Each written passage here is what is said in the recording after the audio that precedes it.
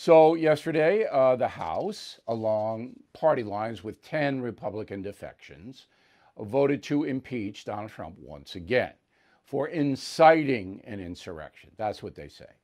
Okay, now, anybody paying attention knows there's an exculpatory, that means a fact-based innocence piece of evidence that is obvious, and that's the speech. I'm not going to play you the clip again.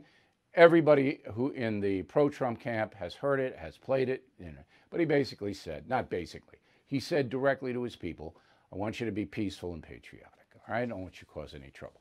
That was before the Capitol breach. Now, last night, as predicted, there was a celebration about the impeachment of Donald Trump. Go.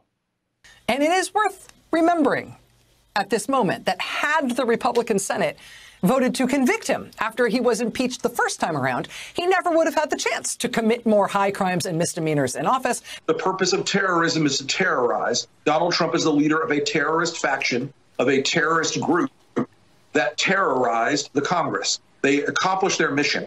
We've all been covering Donald Trump inciting violence since he ran for president. One of the questions I asked him at the debate in Miami in 2016 was whether he would agree to lower the temperature.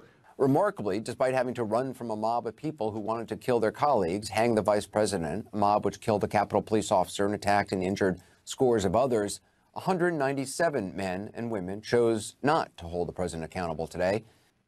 That's because they are not a Trump-hating faction, Mr. Cooper. You hate the man, all right? You don't covering him fairly. You're not covering what he actually said.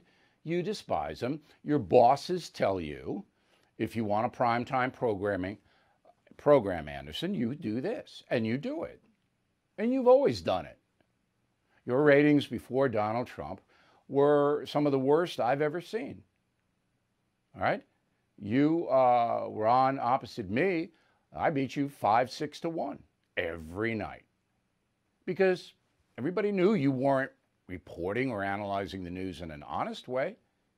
You were doing what you were told to do. Okay. Now, at ABC News, run by Disney, and CNN is run by AT&T, and NBC is run by Comcast. These are unbelievably powerful conglomerates. So there's a woman, Cecilia Vega. She is ABC News' senior White House correspondent. Listen to her. We think so much in our country in terms of tarnished legacies of presidents, and President Nixon, former President Nixon comes to mind. I think a lot of people would say that Donald Trump and the legacy that he is leaving behind after this week surpasses that undistinguished legacy that Nixon has left. I mean, that's just, I want to be respectful to Ms. Vega. I don't know her, but I don't want to diminish her using an adjective that is nasty. Let's just say Ms. Vega doesn't know what she's talking about. Richard Nixon committed felonies. How do we know that? They're on tape, audio tape. You could hear them. All right, we can get $1 million to silence somebody, Nixon said, in the Oval Office. All right, so she's saying that what Trump did, giving a speech to his supporters saying, you know, be peaceful and patriotic, is worse than what Nixon said, we could find $1 million to buy somebody's silence. So this kind of analysis, and she shouldn't be doing analysis anyway. Vega is a reporter, not an analyst like me. But she doesn't know what Nixon did. She doesn't know what high crimes and misdemeanors are.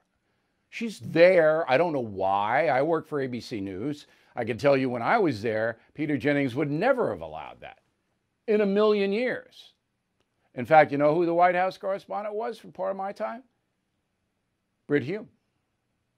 And Sam Donaldson. Sam was a little interesting. But to see ABC News descend into this kind of banality when you're dealing with history is shocking. It's just shocking.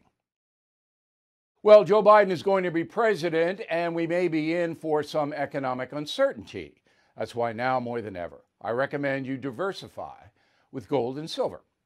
The only company I recommend is American Hartford Gold. So please call them right now and tell them Bill O'Reilly sent you, and they will give you up to $1,500 of free silver on your first order. Now, since I've been recommending American Hartford Gold, gold itself up over 40%, silver up over 60%. So don't wait. Call 866-501-5201. That's 866-501-5201, or text BILL to 65532.